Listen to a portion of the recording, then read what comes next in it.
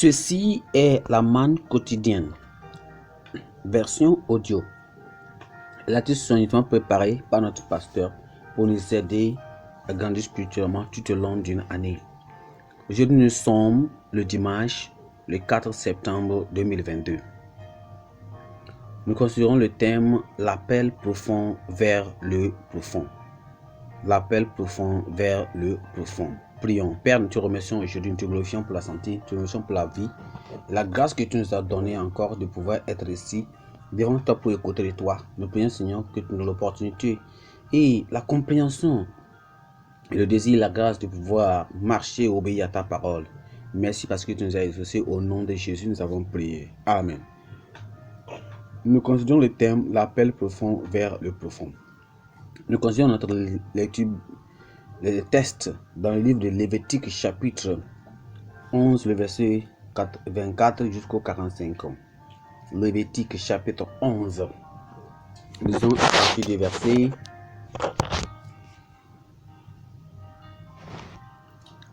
24. Lévitique 11 à partir du verset 24. Lisons la Bible ensemble, s'il vous plaît. Ils vous rendront impurs. Quiconque touchera leur corps mort sera impur jusqu'au soir. Et quiconque portera leur corps mort lavera ses vêtements et sera impur jusqu'au soir.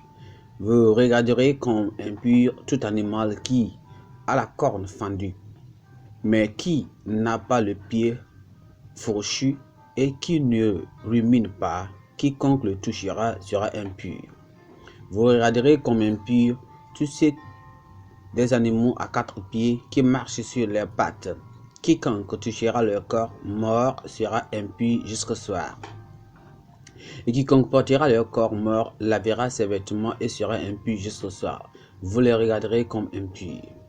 Voici parmi les animaux qui rampent sur la terre, ceux qui vous regarderont comme impurs. La taupe, la souris, le lézard seront leurs espèces.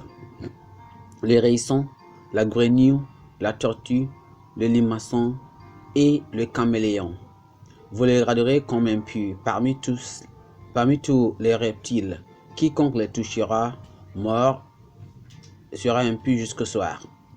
Tout objet sur lequel tombera quelque chose de leur corps mort sera souillé. Ustensiles de bois, vêtements, peau, sac, tout objet dont on fait usage, et sera mis dans l'eau, et il restera souillé jusqu'au soir, après quoi il sera pur. Tout ce qui se trouvera dans un vase de terre, où il en tombera quelque chose, sera souillé, et vous brisera la vase.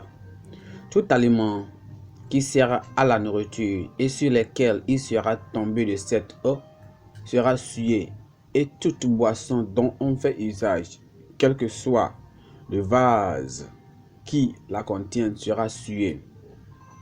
Tout objet sur lequel tombera quelque chose de leur corps mort sera souillé. Le four et le foyer seront détruits et seront souillés, et vous les regarderez comme souillés.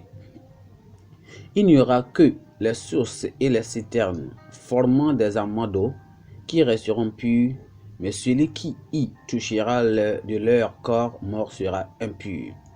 S'il tombe quelque chose de leur corps mort sur une semence qui doit être semée, elle leur sera pure. Mais si l'on a mis de l'eau sur la semence et on y tombe quelque chose de leur corps mort, vous la regarderez comme souillée. S'il meurt un des animaux qui vous servent de nourriture, celui qui touchera son corps mort sera impur jusqu'au soir. Celui qui mangera de son corps mort lavera ses vêtements et sera impur jusqu'au soir. Et celui qui portera son corps mort lavera ses vêtements et sera impur jusqu'au soir. Vous aurez en abomination tout reptile qui rampe sur la terre, on n'en mangera point. Vous ne mangerez point parmi tous ces reptiles qui rampent sur la terre, et de tous ceux qui se traînent sur leur ventre, et ni de tous ceux qui marchent sur quatre pieds ou sur un grand nombre de pieds, car vous les aurez en abomination. Ne rendez point vos personnes abominables par tous ces reptiles qui rampent, et ne vous rendez point impurs par eux. Ne vous souillez point par eux, car je suis l'Éternel votre Dieu. Vous vous sanctifierez et vous serez saints, car je suis saint. Et vous ne mangerez vous, et ne vous ne rendez point impurs, car par tous ces reptiles qui rampent sur la terre, car je suis l'Éternel qui vous ai fait monter du pays d'Égypte pour être votre Dieu et votre Dieu, et pour que vous soyez saints, car je suis saint. Telle est la loi touchant les animaux, les oiseaux, tous les êtres vivants qui se meuvent dans les eaux et tous les êtres qui rampent sur la terre, afin que vous distinguez ce qui est impur et ce qui est pur, l'animal qui se mange et l'animal qui ne se mange pas. Notre verset clé ici est le verset 40 qui dit ceci. Il dit: celui qui mangera de son corps mort lavera ses vêtements et sera pur jusqu'au soir, et celui qui portera son corps mort lavera ses vêtements et sera impur jusqu'au soir. Allons dans le message. Savez-vous que le sens du mot fraternité est simplement une relation entre compagnons? L'idée d'une communauté signifie que deux personnes ou plus ont des liens ensemble d'une manière significative. La communauté chrétienne est différente de toute autre communauté en raison du lien unique qui existe entre les croyants profondément purifiés et le Christ. Dieu est saint et il ne faut pas s'attendre à ce que ceux qu'il appelle à la communion avec lui ne soient pas saints. Il déclare de manière concise: vous serez saints car je suis saint. Sa demeure au ciel est saint. C'est la demeure des anges saints. Si l'homme mortel veut y être un citoyen, il doit être purifié de tout ce qui lui suit. Lorsque le Seigneur prépare son peuple à entrer dans la terre promise, un type de ciel, il présente un manuel des choses à faire et à ne pas faire dans son royaume. Dans l'ancienne alliance, certaines créatures suent lorsqu'on les mange. D'autres sont sans danger. La consommation d'animaux interdits est une contamination, mais gracieusement, le Seigneur prévoit une espèce de purification pour ceux qui se corrompent en touchant ou en mangeant la chair interdite. Le Seigneur ne veut pas que quelqu'un reste dans son état pollué s'il veut être dans son giron. En tant que disciples du Seigneur, nous sommes des pèlerins sur terre qui se dirigent vers notre maison éternelle au ciel, la source de la sainteté. L'appel profond du Seigneur vint des profondeurs de sa sainteté à ceux qu'il a visités par le salut, la sanctification et le baptême du Saint-Esprit. Tout comme Dieu a préparé les Israélites sur le chemin de la terre promise par le chemin de la sainteté, il désire que les croyants soient revêtus de la sainteté, même ici dans ce monde de péché. Notre pensée du jour dit: la sainteté nous relie au ciel et à sa puissance illimitée. La sainteté nous relie au ciel et à sa puissance illimitée. Si nous pensons un peu comme méditation sur cette parole, que dirons-nous de la sainteté? On dira que sainteté veut dire nous devons se tenir à distance de l'influence corruptrice de la mort. Sainteté, se tenir à distance de l'influence corruptrice de la mort. Premièrement, les commandements clairs de la loi. Toucher un animal mort, déclaré impur par Dieu, était considéré comme une impurité. Deuxièmement, tout objet qu'un animal mort touche que ce soit accidentellement ou délibérément, était impur.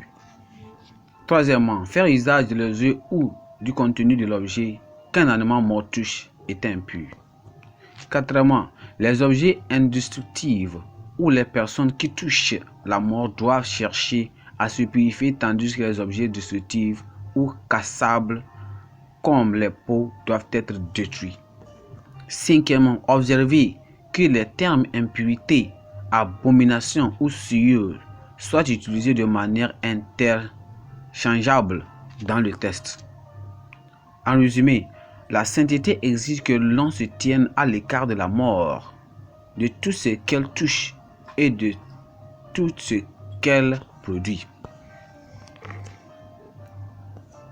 Non, le commandement correspondant, quel est le commandement correspondant pendant la grâce? Qu'est-ce que Dieu recommande?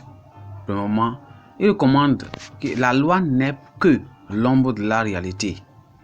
La réalité est dans le Nouveau Testament. Il est normal de découvrir le message de Dieu sur la sainteté. On peut lire dans Hébreux chapitre 10, le verset 1 et même Colossiens chapitre 2, le verset 17. Dans l'Église, la mort représente les pécheurs, les personnes impies et les actions impies, même le produit de leurs actions qui découle de leur nature adamique. Le produit, c'est-à-dire le contenu de la mort, comprend le péché et la mondanité. Ils sont abominables, souillés et impurs. La sainteté exige qu'il y ait un détachement total, une séparation et une liberté du cœur vis-à-vis de tout et de tous ceux qui ont tendance à souiller ou à polluer. Il s'agit aussi davantage d'une séparation du cœur, même si nous sommes censés tendre la main avec amour aux pécheurs et leur prêcher. On peut se poser certaines questions. On peut se dire, comment Jésus s'est-il séparé du péché et des pécheurs tout en pouvant influencer les pécheurs pour qu'ils soient sauvés? Premièrement, on va dire que la sainteté exige que l'on se sépare d'une relation cassable ou destructible si l'on découvre qu'elle a une influence impie. Deuxièmement, la sainteté exige l'abstinence délibérée et consciente de la chose, d'objets ou de relations qui ne sont pas intrinsèquement pécheurs, mais qui ont tendance à attirer dans le péché ou même la souillure. Dans 1 Thessaloniciens chapitre 5, le verset 22. Troisièmement, on voit que la sainteté exige que l'on se sépare totalement des fruits des œuvres mortes, influencées par la nature charnelle. Ça veut dire qu'y compris même la mondanité, peu importe leur popularité ou même leur acceptabilité parmi le peuple, parmi les gens. Non, deuxième question, on peut se dire, quelle autre application pouvons-nous déduire du texte comme constituant impurité? Quel domaine pouvons-nous honnêtement accéder comme contre la sainteté dans notre vie et même quelles sont nos décisions? On peut s'aider à travers Hébreux chapitre 12, le verset 14. Parce que la Bible dit, vous serez donc saints car je suis saint. C'est ce que dit la Bible dans Lévitique chapitre 11, le verset 44. C'est un commandement et non un conseil. Que Dieu nous aide à obéir à sa parole au nom de Jésus. Prions ensemble. Seigneur, nous te remercions aujourd'hui, nous te glorifions pour sa parole. Nous prions que Seigneur, que tu nous aides à pouvoir promettre à toi, et Seigneur, de se détacher de tout mal, de tout péché, de toutes insultes, de tout vol, de toute malhonnêteté, n'importe quel type. Seigneur, aide-nous à se détacher complètement du péché. Si nous demandons que le sang de Jésus rentre dans nos cœurs profondément et Seigneur, supprime tout amour secret pour le péché et toute relation souillée dans notre vie. Si nous prions que tu nous donnes la grâce de pouvoir être complètement saint et pur devant toi. Merci parce que tu nous as exaucés. Au nom de Jésus, nous avons prié. Amen. Notre texte de lecture est pris aujourd'hui dans le livre de Psaume chapitre 85 jusqu'au chapitre 88. Merci, que Dieu vous bénisse.